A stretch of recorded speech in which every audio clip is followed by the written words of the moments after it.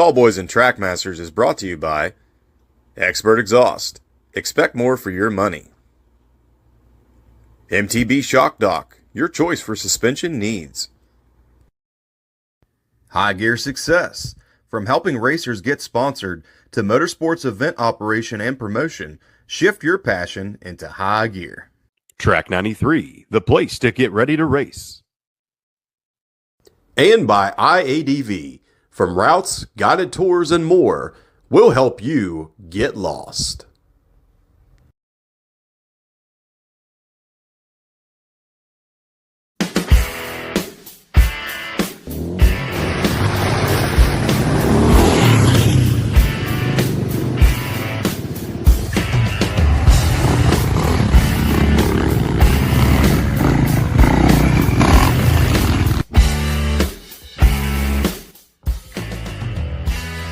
Yeah, for some reason, when I see a log, my sphincter tightens, I start to tremble, I go all sweaty. I'm a big fan of the 1.5 pork chop cans, personally. You gotta make sure you get your protein and carbohydrates all in one shot. Yep. Nice looking bike. That thing would look good with a hot fender too. Yes, it would. Yeah. It's got the line. Yes, it does.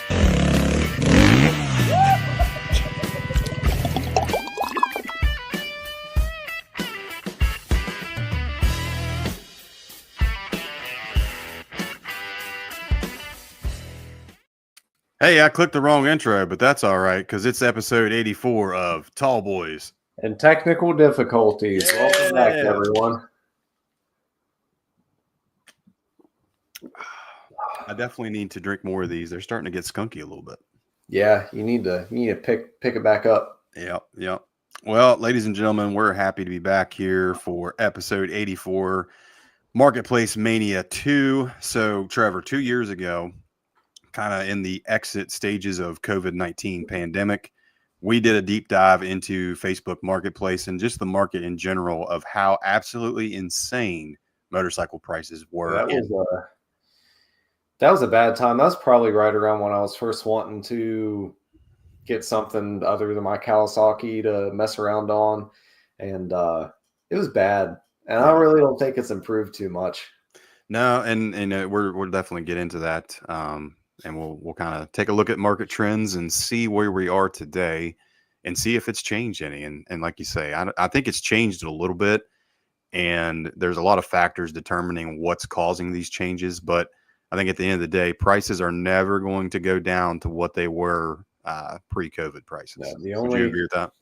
The only hope that you could have to, like, for a bike to be the same percentage of your net income is to get a significant raise. And that'll never happen either. So you might as well just come to terms with it. Yep. You know, I was just telling Shiloh today, like, all the things that you regularly buy that have seemingly doubled, nobody's income really has. So, that's true. Like you said, we'll get into some of the factors of what's going on and everything, but I don't know. It's a weird time. We've been saying that for 5 years now. Well, we keep saying that as well, how every single day seems like it's history. You know what I mean? Like, I'm kind of tired of every week there being a historical event that's going to be written down in a history book, you know? Well, I was less than thrilled with the latter half of my 20s being spent during like a consistent just series of like once in a lifetime events that all seem to come together as just one kidney punch after ball kick after, you know. But also spent the latter half of my 20s riding dirt bikes, so that was pretty cool. Yeah, sometimes that's what it takes. But other than that, buddy, how you been? How's your time away been? Well, I've been saying this since we moved into this place, but still trying to get settled in, trying to get caught up. Spent my Yamaha DT400 money on a lawnmower. At least it's something you can ride. Yeah, it was it was a necessity. I like working on things as a hobby. You know, I got 4 motorcycles, a Jeep. Can't stand working on stuff that's supposed to be a tool, like to make my life easier. So ended up getting a new one, and DT's still on the table, Might end up getting a couple parts bikes and piecing something together or something, but we'll see. What Yeah. are you into? Just getting into the busy season, trying to get things ready for the 304 detour coming up. Got some events. Just did the 24 Hours of Appalachia Buckeye Blitz on the Africa Twin there last weekend, I think it was now. And like I put in some previous posts, I've never rode that long in the rain in my entire life. And you don't care to ever again? Honestly, no. I kind of thought about it. Most of my riding in the rain has been like accidental, like you're out riding, having a good time, and you have to ride through it to get home. But when you set out on a 24-hour rally that's 517 miles, and as soon as you take off from the starting line, it starts raining. You're in for a long day. Even when we went and did Coalfields, of course, it dumped on us like right out of the gate. Oh yeah, and it was the one section of interstate where we had to maintain interstate speeds, and big fat raindrops felt like BBs hitting you at that speed. Oh yeah, but that wasn't that bad because you knew at the end of the day you were going to get to a cabin. Like at the end of probably 6 or 8 hours of riding, you're going to get to a cabin and be able to dry out, relax, etc. But I can't imagine being strapped in for 24 hours and getting soaked. Yeah, it was a good time, and I'm dumb enough to do it again. We got the Mothman Rally coming up here, second weekend in June. Going to be taking. Make sure you take a can of baked beans from Mothman. I will. Yeah, slap his ass. I don't know if you were ever privy to that. There for some period of time, people were leaving cans of baked beans at the Mothman statue in Point Pleasant. Yeah, they now it's pepperoni rolls and Mountain Dew. Yeah, Mountain Dew. Do that a lot. Yeah, the West Virginia special.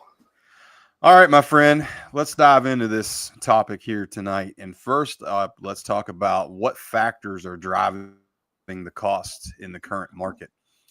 All the factors. If you take all of them. Yeah, all of them. If you take a look, it's almost like a diagram of a snake eating its own tail. Yep. Like every single thing just keeps circling back to itself at the end of the day. COVID-19, we still haven't gotten back to the manufacturing point that we were at pre-COVID. No. I think that a lot of manufacturers, dealerships, parts companies, whatever you have in the motorcycle industry, they learned to do more with less. And that mentality has stuck with most businesses. And they've kind of realized you don't have to have 1,700 employees to make this. So they're scraping the bottom of the barrel a little bit and continuing to maximize profits with minimal effort. There's still supply chain issues. You still have a workforce that's not back to pre-COVID levels of, mining metals for parts. Distribution networks have crumbled. Dealer inventory is setting on the showroom floor a lot longer than it used to be. And having said that aspect, a lot of dealers these days have leaner or thinner inventories to begin with. They're not having as many bikes just set on the showroom floor. So there's so many different things that kind of work like a Rubik's Cube. They all work together in their different parts and pieces.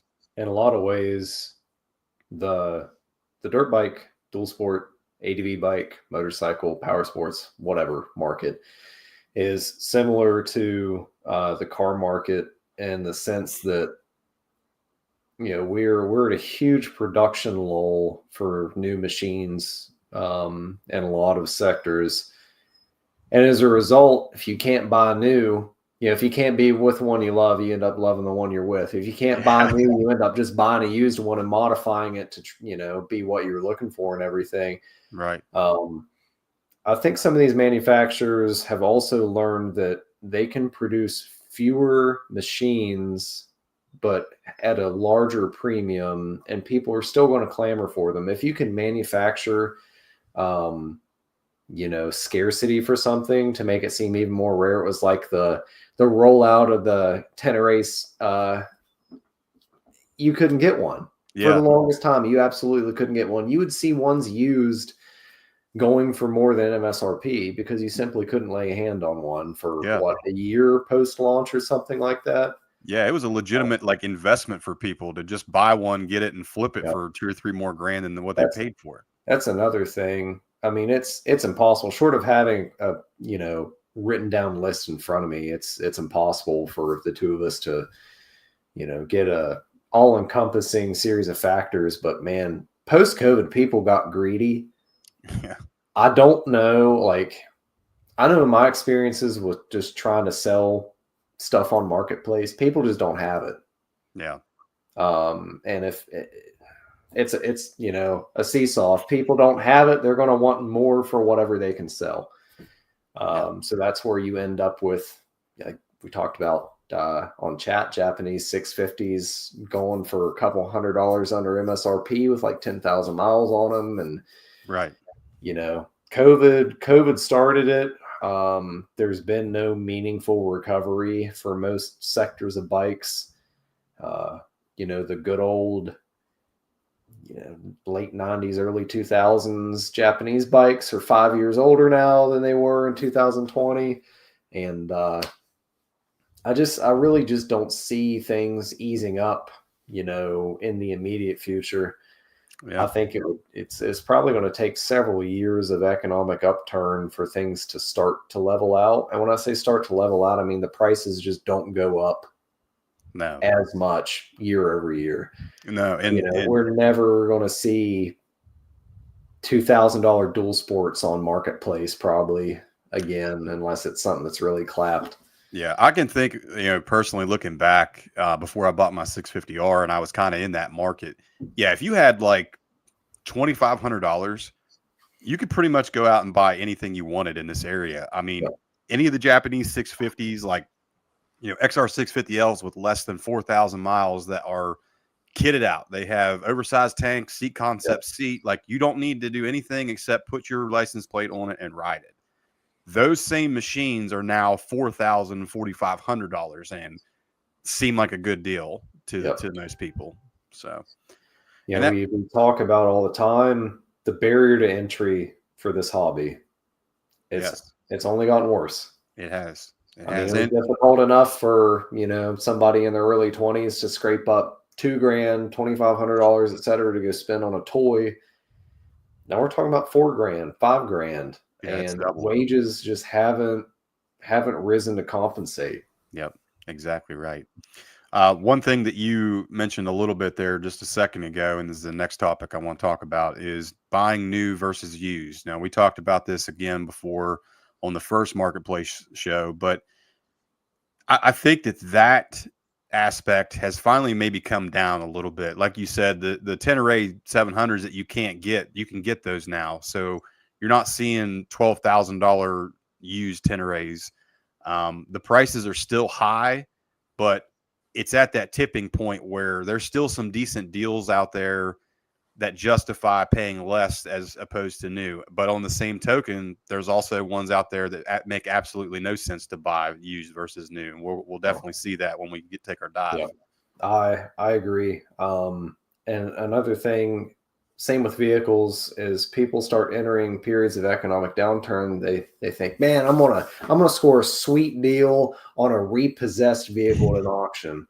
Yeah, you are one that hasn't seen an oil change in 40,000 miles.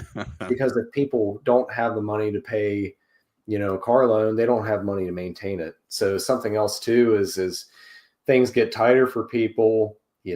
Skimping on bike maintenance is easy, whether people want to accept it or not. Most bikes are pretty maintenance heavy machines. If you break down a per mile cost versus like operating a car or something like that, they're very maintenance heavy. Yeah. And of course, as KTM riders, we know all about being maintenance heavy. But mechanics. Yeah, the value proposition of new versus used the gap has gotten a little bit shorter. And if it's a difference of $1,000 to get a used one with 5,000 miles versus one that's brand new, it might be worth a peace of mind to keep saving to buy one that's brand new, and you will know from day one what the maintenance history was. But at the same time, there's some years of bikes that I simply wouldn't touch, like especially anything built around 2020 to 21.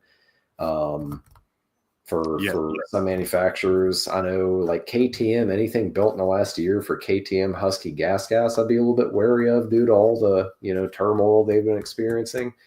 So yeah, that's the, at least with the Japanese 650, you shell out the money for a used bike, you are getting the same tech as the new bike. yeah. Since it's been so unchanged for so long. One thing that I think is driving this as well. Two things. First up, I think most people selling these bikes need to realize that your 2005 650, any dual sport adventure bike, whatever you have, maybe in your mind you think that that's a newer machine. That thing is 20 years old now. Yep. Yeah, you might have bought it new. Yeah, you might have bought it new, but 20 years have passed since it came off the showroom floor. Yeah. And, on the other side of that same coin, though, the age of motorcycles is changing and getting older. So you're starting to see a lot of really cool, high premium, especially adventure bikes that the everyday man would never be able to afford when they were brand new. Yep. But now that they have some age and some mileage on them, the prices are coming way down. Perfect example is my Africa Twin. That's a 2017. Yep. I picked it up last year for, was it $7,300? The Africa Twin market on the first gen ATs is really starting to get into the realm of affordability. I've seen Triumph Tiger 800s and the 900s. You're starting to see those prices come down. So some of these Chad got a pretty fair deal on his KTM adventure bike. I think Arthur did the same. Yeah. That is a good point that, there's always a segment of riders that are convinced that, you got to get the shiniest, newest machine. Yeah. So the people that are out buying a new model adventure bike, for instance, that aren't hard up for money and aren't compelled to squeeze every last penny out of a sale, because they have to cover rent, whatever that month. Those are where you come across the deals. Yeah. But you get people wanting top dollar for bikes that are 10 years past their prime, something like that, stuff with high mileage. I've seen some pretty ridiculous stuff out there. Yeah. And if you look at it like from a dual sport versus adventure bike argument as well, honestly, in that time frame of 2000, let's say 2008 till 2020, there really wasn't a whole lot of new, exciting, blow your mind away dual sport models that came out. But that's really when the adventure bike scene really exploded, and you had a lot of choices, a lot of options. And like I said, those models are now getting the mileage and the age where they're affordable. And I think that is a great option for people looking to get into the riding scene, especially with a bike like that, if you're dumb enough, you can take it on some gnarly stuff, but it does everything pretty decent. And you also have to think most adventure bike riders that bought those brand new, or they're not taking them on single track like we are. So they're going to be in decent condition, and being a parallel twin or a 3-cylinder like some of the Triumphs are, it's definitely a less stressed motor compared to like a KTM 500. Yep, absolutely. Jim Kwalk's Triumph Tiger is a pretty sweet machine if you're into the bigger side of bikes. Yeah, for sure. Yeah, a lot of technology packed into a motorcycle too. That you can get these days. But which is another driving factor as to the affordability crisis of machines. It's pretty complicated. If you start thinking about it, like you compare a 70s model, I know it's pre-power valve, 2-stroke thumper, to what's out there now. I mean, we're in the age of, you don't order a $50 jet kit from JD Jetting. You hope and pray that you can order a $250 to $300 piggyback fuel controller from Dobek Performance or DynoJet or a similar company. But more and more bikes, in order to get one to run right from the factory, after you drop $12,000 on the bike, You got to drop another several $100s on an FMF exhaust, and then you have to drop, $800 or more on an Athena Get or a Vortex ECU to get it right. That was a big reason that I didn't end up on a CRF 450L. And I'd like to thank Billy Teo for being very upfront about, the actual usability of that bike in its factory form. Yeah. And that's another one that I've actually seen a good bit on Marketplace here as well that we're going to take a look at. I remember what you were talking about. You could buy dual sports, adventure bikes, etc. They're already pretty kitted out. There has always been a segment, ever since I got involved in this hobby, always been a segment of people that will buy a bike and just modify it and modify it and modify it. They'll put everything that you can imagine on it. Skid plates, bark busters, luggage, seat concepts, aftermarket suspension, fuel controllers, jet. I mean, everything. I saw a DR650 for sale with a Mikuni pumper carb on it that looked like it'd never been ridden. Yeah. So there's always a segment of people that they just buy stuff and they just want to tinker with it, bolt stuff onto it, and then come to realize that, they really don't like the act of riding that much. So, I mean, there for a while, you could get some really good deals because people are just selling at cost. Yeah. And isn't it funny how it's on both ends of the spectrum when it comes to people that do that when they're trying to sell the bike, at least price wise? You either have the guy that he's kept every receipt and whatever he paid for the bike, he has added every single one of those costs to the final price that he wants for the machine and refuses to come off of it. So, it's astronomically overpriced because, let's be fair, some people don't want all those modifications on a bike. Yep. And then you have the other end where the guy buys the bike, kits it all out, sells it at a huge loss, and just continues that cycle over and over and over again. Yeah, people do it with bikes, Jeeps, trucks, you name it. There's always somebody out there that's modifying stuff to oblivion and then immediately selling it because they don't the only thing they enjoy is the actual build process. Yeah, that's true. You made a good point about conflating money spent on mods with value added to a bike. Yes. So like me, for instance, if I'm buying a dual sport bike, I'm going to be, my usage case is more like rough terrain, single track, etc. Or it was until my my big spill. I'm trying to get back into it. So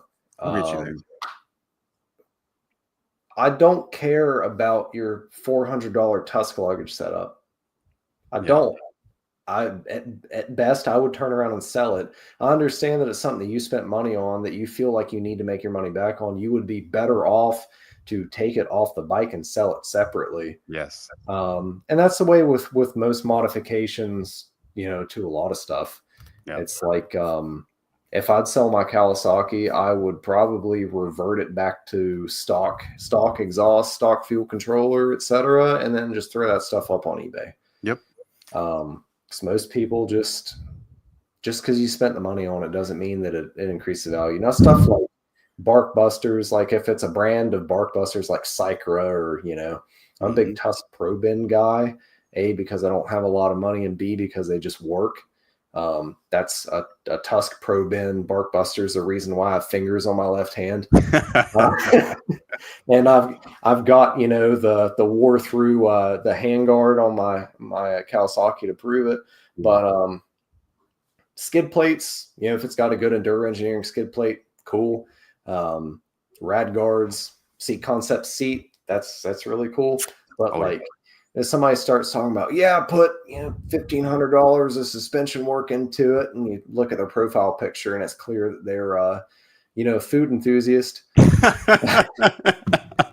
It's like I would rather have stock suspension because I could get that to work a lot better for my body weight versus it's a big added cost and big undertaking to have to respring a bike for your weight. Yeah. Yeah, you're right though. That there comes a point where you have modified it so much to fit you that you are cutting out a lot of potential buyers when you go to sell. Yeah. Or you start getting into like heavy engine mods and stuff like that. Yeah. That make it unreliable. Yeah, I'm not going to say that you didn't do good work or didn't pay to have good work done, but Yeah. when somebody posts up like a CRF 300L that's been punched out to like a 350, 370, I don't know what all big board kits they have for it, but it's like, they'll list that. They've got a hot cam, they've got this, they've got that. They did everything they could to try to make that bike a KTM 350 EXC. But yeah, with more engine mods, you do start to lose some reliability. Yep, that's exactly So right. that's That's a good point, man. That's another, just something to be aware of. I don't think about resale value when I'm buying a bike, out riding a bike, whatever. All my stuff looks pretty, well loved, to put it nicely. But at the same time, I understand that if I'm doing wild engine mods or whatever, it's just going to lower the resale costs or the resale price of that bike. Yep. All right, man, that's good stuff, and that's going to lead us to our next segment here, which is no low ballers. I know what I got. Let's look at Facebook Marketplace in our area and see what prices are like and what we're dealing with here in the dual sport realm. So first up, let's get rid of this stuff. All right. So I have done a just generic search for dual sport in our area of Fairmont, West Virginia. Now, the first couple of listings that are going to come up are within 41 miles of us. And then I saw that it kind of expands out. So you're going to be within 2 to 3 hours of driving time to look at one of these machines. So let's see what we got here first in our area locally. First up, looks like a 1996 Suzuki DR200 SE for $1,500. Sick color scheme. Pictures there. I love the purple. Mid 90s, man. That's what it was all about. But I do see a problem. No title. That's something I'd like to rant about real quick. Go ahead, rant about it. On this topic, it is absolutely crazy to me the number of machines out there. No title, no title, and it's just go to the DMV. It's really easy to get a title. Well, if it's that easy, why don't you go do it? Yeah, and then you could ask for more money. Yeah. I was fortunate enough to get a 72 model Trail 90 that had an original title. And I've yet to find one since for what I would consider to be a reasonable price point, but I've seen some pretty new bikes out there, like under 10 years old, no title. Yeah, and that's just a complete non-starter for a dual sport. That's a huge red flag, 100%. Yep.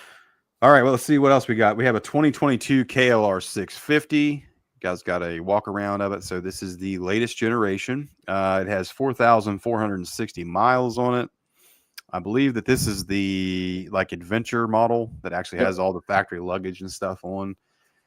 This model here, I think it typically runs around like $6,400 or something new. So about $1,000 off. 4,000 miles. That's not much on a KLR that's already 3 years old. Got some bark busters on it there. Got the factory Kawasaki auxiliary lights. Yep. Looks like got some type of, I can't exactly tell what tires those are. I'm not sure what comes on the KLR. Those are, those look a lot like Continental TKC 80s. But yeah, they do. I don't think that's the exact tire, but it's a similar tread. Yeah. $53.99. I mean, what I tell you there earlier, like Romney Cycles had that deal going on with the new KLRs for like $5,200 brand new out the door. That is like the last good deal hidden gem for bikes, and a KLR is they're fine. Yeah, they're fine. They're good. They're good bikes.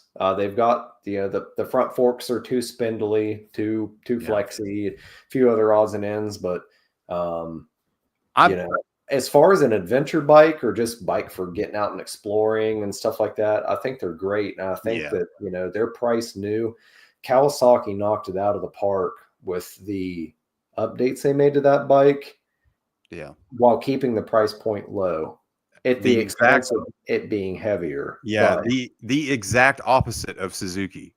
Yes. Did you get invited to the DRZ release?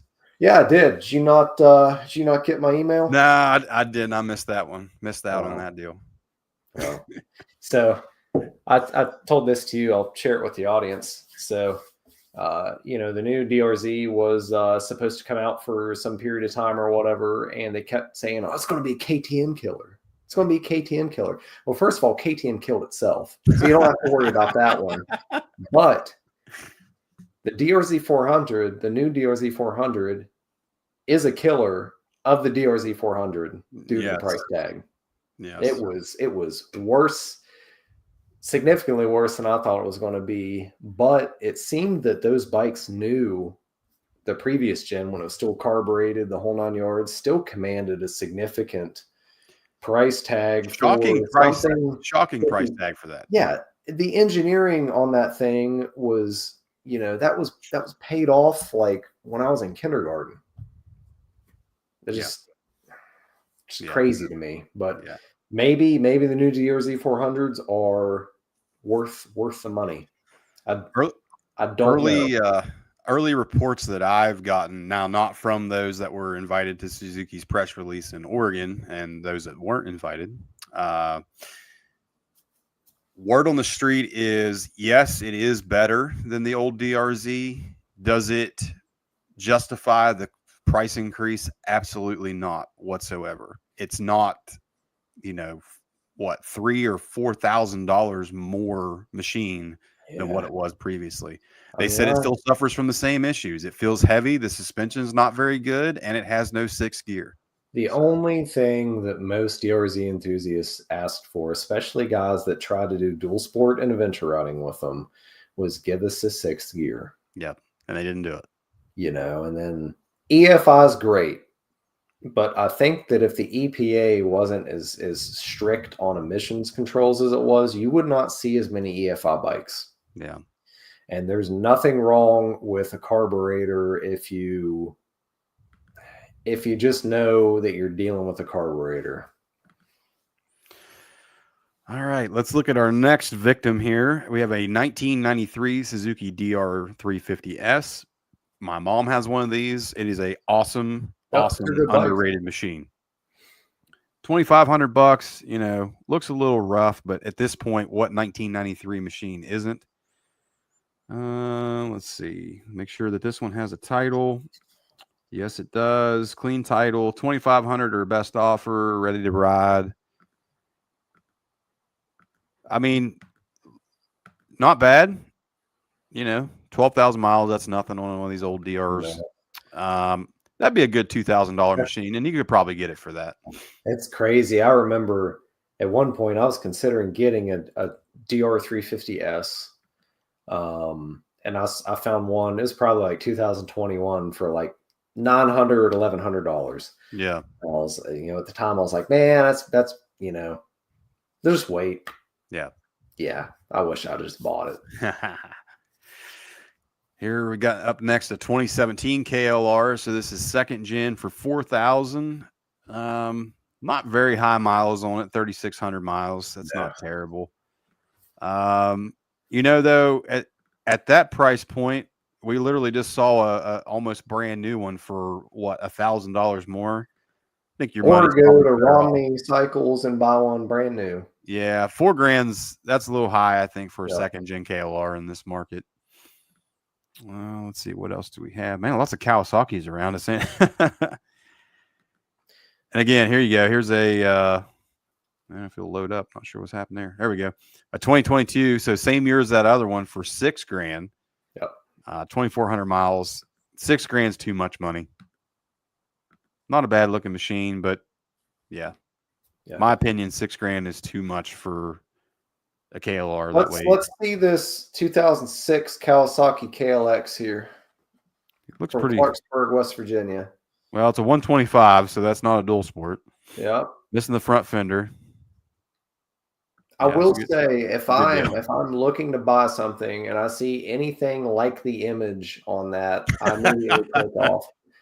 I know chances are that most bikes, dual sport bikes, have been beat on to some extent, but like, at least let me have the illusion that I'm getting the one clean one out there. Yeah. So, I don't know how many times you do see that. Just it'll be a bike or whatever you're trying to buy, just absolutely covered in mud or flipped upside down. Like, hell yeah, brother, it runs good. yeah. 2020 DRZ 400S, 3,100 miles. It's got FMF Never been exhaust, off road. Yes, brother, I can tell. JD jet kit, tail tidy, not abused. I mean, it looks very clean. Yeah. Very, very clean. And I I'm going to mean, go ahead and apologize if anybody that is watching this and we're roasting your bike on here. We do apologize in advance. Can you go back to that DRZ? Yes, sir. Yep. Yeah. So I was talking about modifications and whether or not they add value. This is an example of a pretty tastefully modded bike. Yeah, I'd It agree. has a lot of stuff that I would put on it. Yep. So if you can hit the ground running with a bike that's already modified and it's stuff that you want, pretty much the only other thing that I would add immediately would be a seat concept seat. Yeah. Probably oversized tank. Yeah. Yeah. Yeah. Especially after the Richwood incident. But like I said, yeah, that's an example of a tastefully modified bike. I would say, given the mileage and how newer that is with those mods, like I'd be comfortable at like $5,000 if I was looking for a DRZ for that. Yeah. Wouldn't be horrible. The only thing that worries me about DRZs that have never seen dirt, I just presume that you've used it for like commuting and stuff like that. They're not too happy at highway speeds with a 5-speed trans. Yeah. I will say something on that point. When we went to the Fool's Ride, there was a guy there that was leading the hardcore group named Buzzsaw. He had a DRZ 400, and I specifically asked him what his gearing was on that thing, and he told me it was like a 14-tooth front sprocket, and I think it was like a 48 or 49 rear, because that bike did everything great. He was dominating single track, and not holding us up on the highway either. That's really cool. Impressed. He must have like the Goldilocks ratio, because I've heard several guys with DRZs complain about, I re-geared it and now it's a tractor off road, but it's horrible on road, and vice versa. Yeah. So lots of DRZs, it looks like, in our area here. Here's a 2007, 14,000 miles. Man, that's a lot on a DRZ, I feel. Looks like it's got a rear rack, fairly stock. Other than that, maybe LED headlight. 3,700. I think there's a little bit better options out there for your money at that price. I struggle to be able to like theorize the value of a bike, because we experience a lifetime of inflation in the span of like 5 years. Yeah.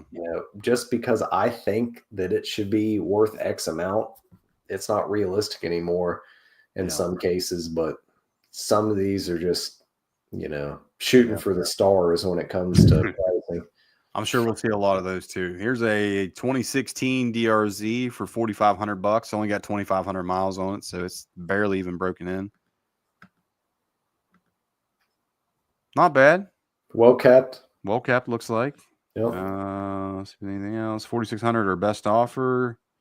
Thanks for looking. No trades. Yeah, I mean, that's not a bad machine. Just depends on what you're looking for or what you want to get into.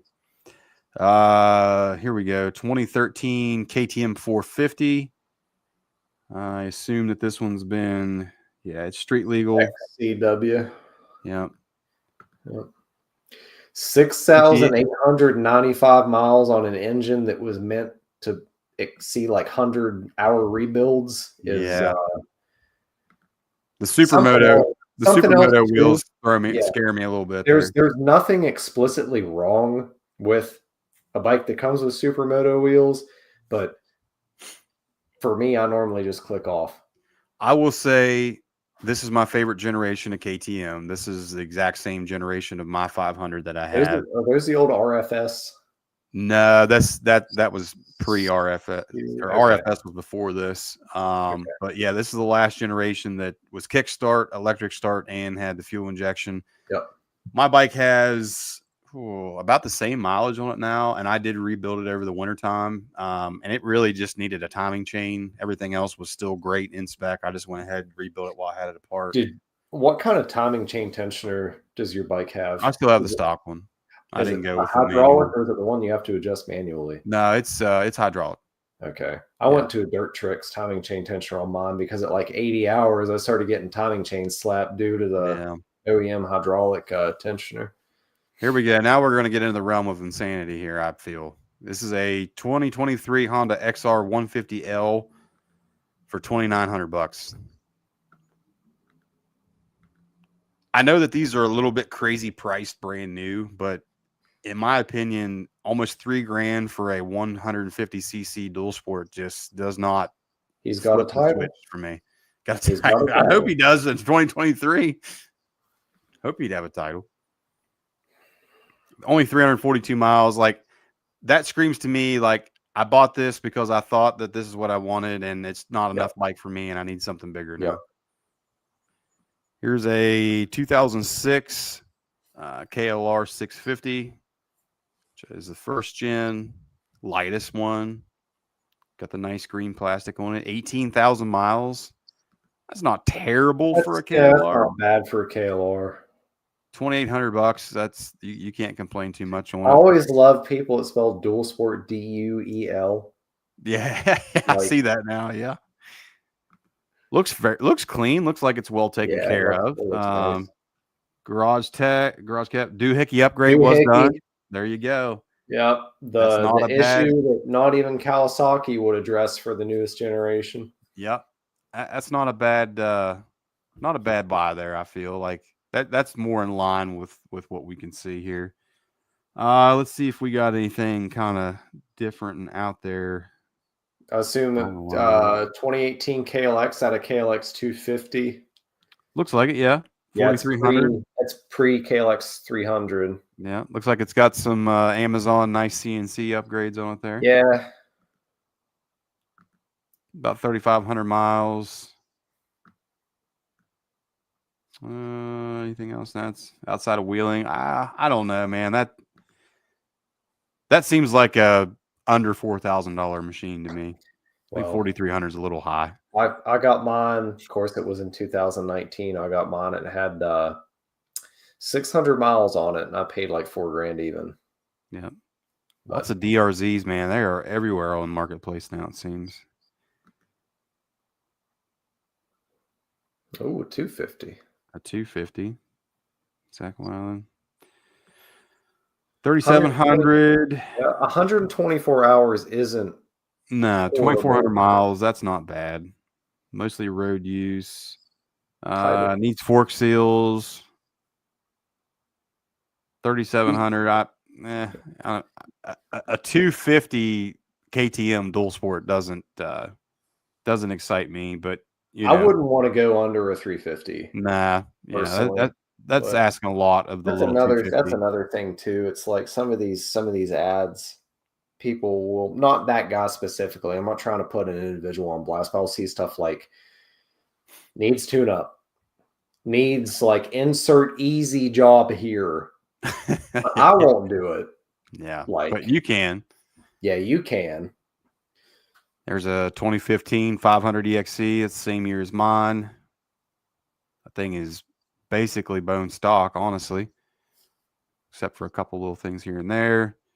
Looks nice. Looks clean. About 4,000 miles, 130 hours. So it saw a lot of, I'd say a lot of back road usage. Back road use, yeah, something like that. So that's fair. I would say probably more comfortable around 5 on that than I would be at 6. You know, I paid 5 for mine 3 years ago. Then it was pretty well modded out with all stuff that I would do. Lots of KLRs. Again, you're kind of looking anywhere from 4,000 to 6,000 for a KLR. DRZs. I mean, this guy, this is unfortunate, honestly. I think a 2024, which is going to be the last year of the DRZ, 6,500. Yeah, good luck. Good luck, buddy. You're not going to get that. Very, very good. Include more images of you wheeling. A Husqvarna Terra 2013. Yeah, well, let's look at that here next. Yeah, I'm seeing a lot of like the 12 to 19 KTM 690s are starting to come into like a realistic price point. Anywhere from like this one's 9,000. It's only got 4,700 miles. Like that's not terrible when you're considering they're 13,000 new. But yeah, here you go. 2013 Husky Terra 650. Yeah. These were criminally underrated dual sport and adventure machines. This same platform, frame, and engine is currently used in the SWM Super Duel. This was This is another example of Husky coming out with something really, really cool that just had a horribly short lifespan because they got bought out by KTM and they just discontinued it. This was when BMW would have had Yep. Husky.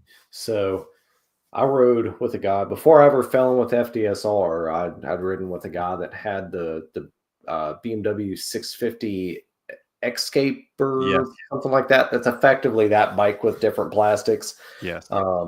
Pretty sweet.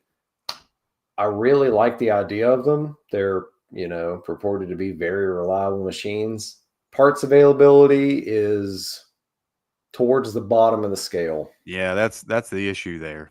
Yeah, it's unfortunate. We got a street legal WR 450. A hooligan bike. Yeah.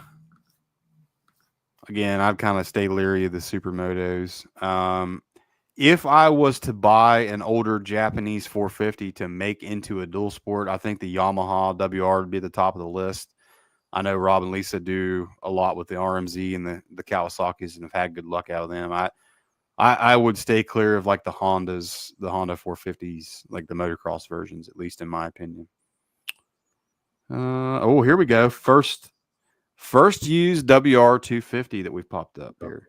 21,000 miles. Okay. You don't see a lot of WR 250Rs for sale because people that buy them typically really like them and don't want to get rid of them.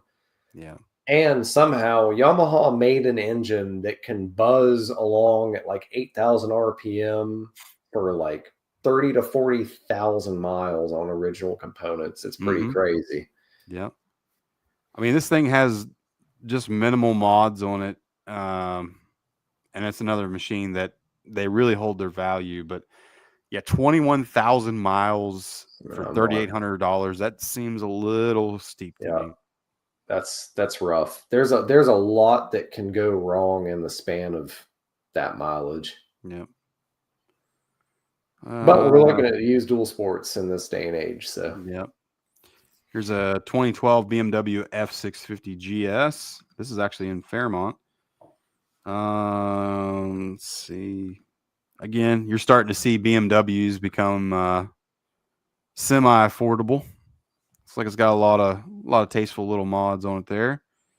5,300. If you want an older BMW, I'd say $5,000 wouldn't be a terrible buy there. Let's see. More DRZs. Here is a 2019 CRF 250L, non-ABS. Got hand guards on it. Tail tidy.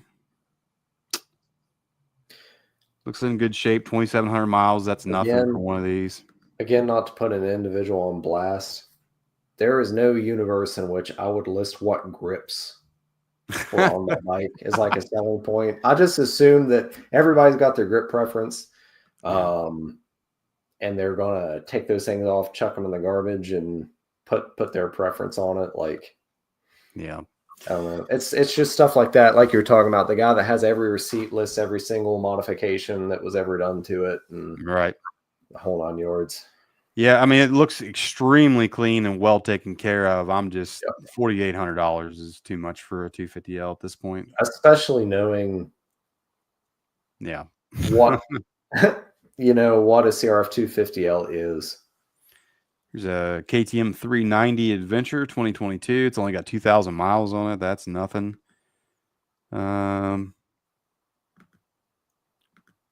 Looks pretty well sorted, as they say on our friends over the other side of the pond. Luggage, windscreen. Yeah, I mean, Decent little KTM 390 and 4,500. It's already come down from 5,500 to 4,500. So Yep. I'd say chances are you could probably get that for $4,000. That'd be a good little buy, I think. Oh, there's another. Well, this is a full size WR250F. Oh yeah, I got the video of him riding down the street. Yeah, buddy, do a wheelie. Do a pop and wheelie. Got the faded Yamaha front fender. Yep, classic. Yeah, he's wanting to trade for a dual sport, so that doesn't look like it's street legal. Which I know we ran into that last show that we did on this. It was like nothing had a title, just all over the place. 2006 GMC Envoy. Yeah, we can get that. There we go. Heck yeah. Here's another criminally underrated machine, the short-lived KLX 450R, which is electric start. I know, like I said, Rob and them have one of these as well. 3,700. It will pull the front wheel up in all gears. Yeah, oh yeah, brother. So will my 350. Put your pants back on. 3,700. Not terrible. You ought to go to Mooresville, North Carolina. Yeah. I mean, kind of the trend you're seeing here is if you have $5,000, you could probably buy a pretty decent entry level machine at this point. Whereas 5 years ago, if you had $2,000, exactly. I'm not stupid. I understand the concept of inflation, right? If we've experienced 5 years of supposed 3% inflation, then we're sitting at 15% cost increase on paper. Yeah. Except this stuff's doubled in price. I mean, everybody's getting priced out of this this hobby. Yep. 2023 Beta 500 that looks beautiful. I will say that. I had one. They'd be great if you lived out west and could really open one up, but super. I wish mine was like a 400. Yeah, it would have been more usable for the woods. That's gonna be a tough pill to swallow to pay $11,000. I think for even a used Beta. It was difficult to sell mine. Reason being is if you would draw a Venn diagram of people that want to buy like a hardcore off-road dirt bike and people that have like 10 grand to throw at something, there are two circles that almost don't touch. So listen, I love T-dubs with all my heart, as I know you do, but I'm not paying $600 one for. Yeah, we're not doing that. Oh, come on. It's got the Puge or whatever windscreen. It's a big one. I really do want to pick up another T-dub and do like an ATV rear wheel and some other stuff to it. I don't want to molest my decent 95 model with the loud graphics. Now, here you go. The 650L market is it's so all over the place, and I'm torn on this one, honestly. This is a 2021, so it's 4 years old. It only has 1,400 miles on it. So, I mean, basically, it's brand new. It's got a super trap. It's got a super trap, pretty cool. Different sprocket. Looks like it's had the all of the smog bull crap deleted off of it, which that's a normal mod that everybody does for these things. Comes with a bike rack. 5,500. So I know that the brand new 650L is around like $6,300 or $6,400. So you're saving yourself $900 here buying the 4-year-old one that doesn't have very many miles. But I'll say this. I really dig the color scheme of the white with the black wheels on the new 650L. So I would probably just go ahead and spend the extra $900 for the new one. Yeah, me too. I mean, we joke about bold new graphics. They did a pretty good job on the bold new graphics for that one. 2012 Chevrolet 1500 extended cab with a flatbed. There we go. Yeah, buddy. Like that. The 12 wide tires. Yeah, I mean, you're kind of getting the theme here. Like, $5,000 these days, I think, buys you a lot of different options and a lot of different good dual sports, in my opinion. Here's oh my God, 76,000 miles. Yep. Wow. Like I told you, there's some Yamaha put something special in those Holy engines, crap. some kind of magic that they can just buzz along at eight grand I RPM gotta read forever. this. 70s. That's insane to me. A mere $76. $3,000 for a 76,000-mile bike, dude. Come on. So it had 4-owner bike, so it's been through the ringer a little bit. It's a village doorknob. Everybody got a turn. Rebuild with Athena big bore kit at roughly 69,000 miles. So it's got the 290 big bore kit on it. I'm out. New clutch cable, new chain. Oh, I mean,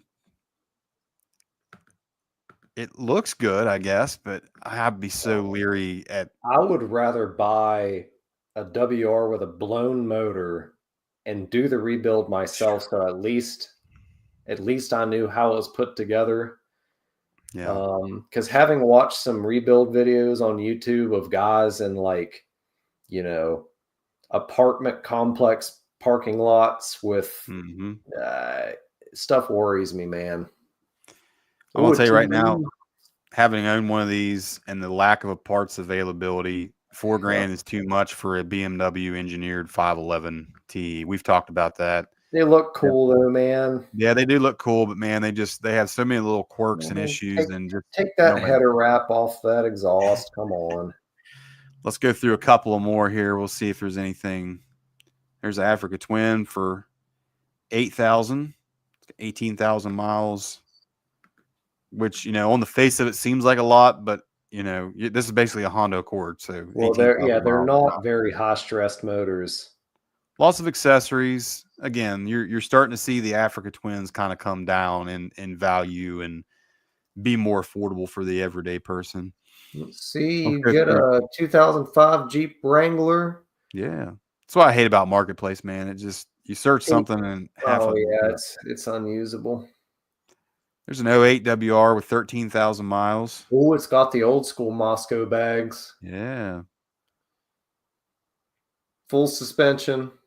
Go Race, Travis at Go Race. He is the WR250R guru. Yep. 13.2 thousand miles. Not terrible. Or you could save $1,000 and buy one with 70-some thousand miles that somebody somewhere rebuilt. Yeah, I think if you could get this one here like under 4, if you could get it for like say 3,700, that'd be a hell of a deal, honestly. Yep. All right, let's do 2 more. There's a Harley Pan Am for 14,000. I think with Harley's issues, just like KTM, what's this little XT250 2016 Yamaha XT? Here we go. It's a good entry level beginner bike. Again, another criminally underrated machine. Yep. Yeah. One of the last air cooled 250. Yeah. They're fuel injected. Yeah, fuel injected too. Can't kill them. Good bike. 7,000 miles. It's not terrible. I would say, 3 or under. That's a hell of a buy right there. Sure. Let's go through 2 more. See if there's anything that jumps out at us. Harley Davidson Sportster 1200, brother. Honda Rebel. Want a Honda Rebel? Here you go. An old KLR 250. An 86. Yeah, $2,600. I'm sorry. That bike is 38 years old now. 39 years old. It's older than me. I would like to make a statement that things lose value over time. Yeah. Or they were supposed to right up until 2020.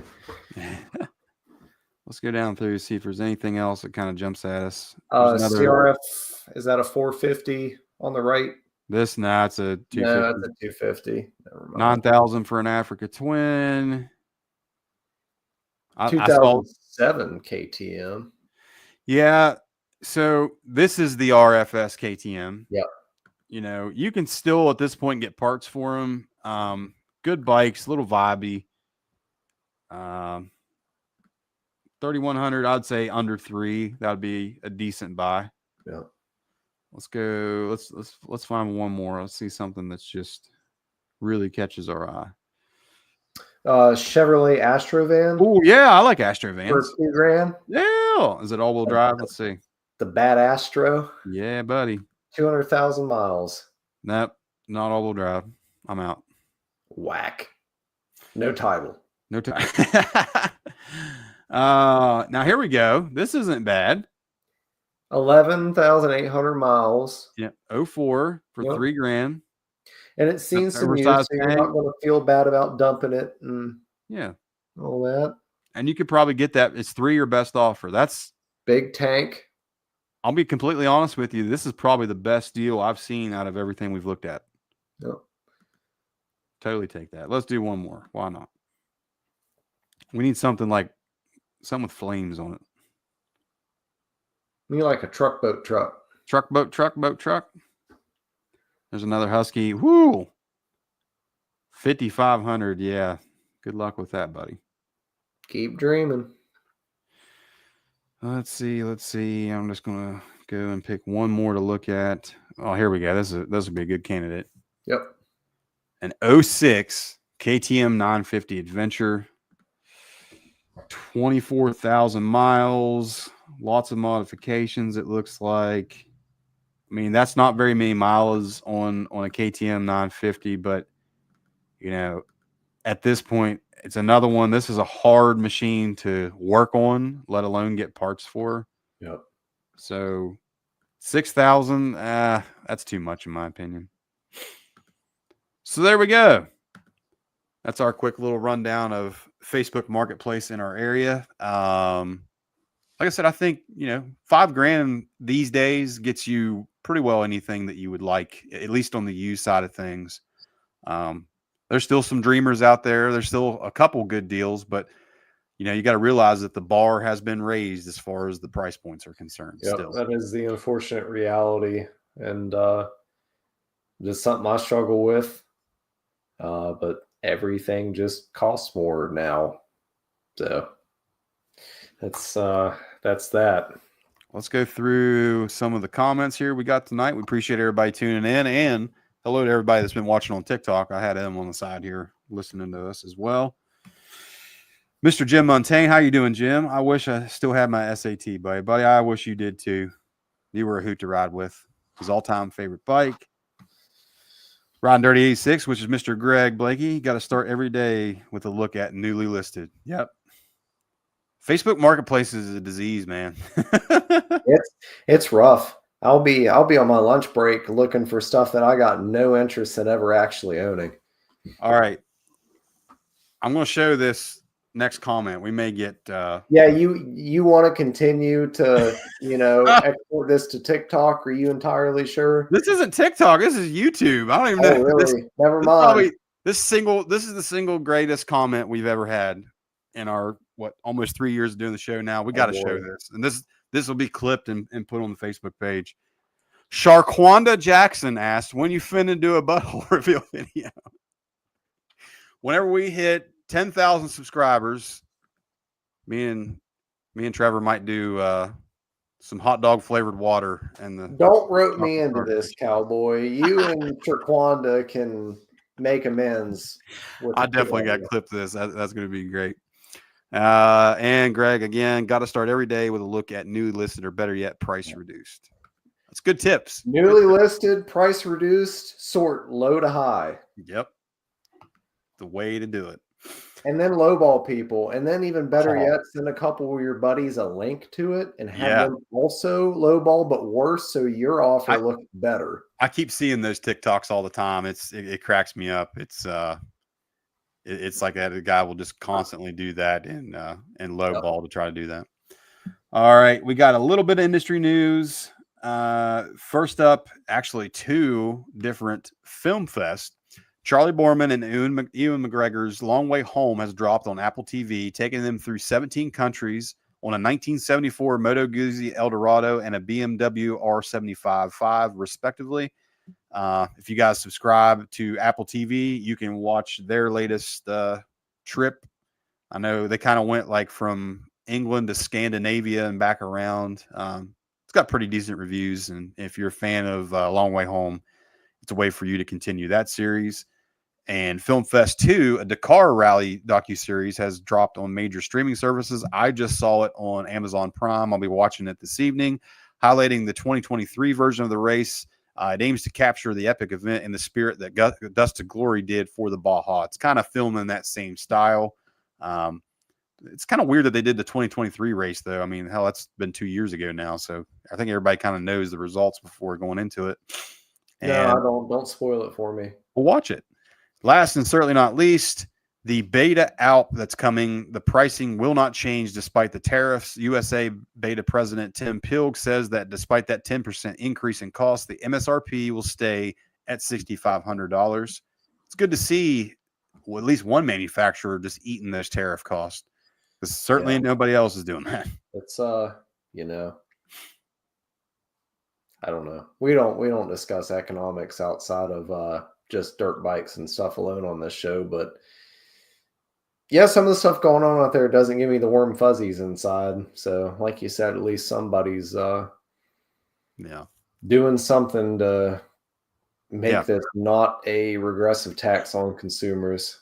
Yep, exactly right. But all right, and that's going to lead us to our last and definitely not least segment, a little Had to Lay Her Down. Did you run into some clippings? Did Barb take the kids? Well, Hoss, maybe you had to lay her down. This week's Had to Lay Her Down is brought to us by Mr. Sean Downing, and we got a little bit more tree clippings. oh baby.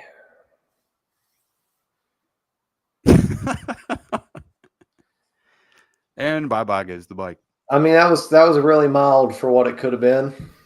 I didn't have enough speed to get all the way up into the bird's nest there, I feel. Yeah. Still hurts laying on your back like that, though. All right. We appreciate everybody tuning in this evening and interacting with us and letting us showcase why or what the market's like in this area now. And I think that's going to wrap it up for us. And we appreciate everybody tuning in again for another episode of Tallboys. Let me get mine here. And Trackmasters. Thanks, everybody. See you guys in a couple of weeks. Thank you.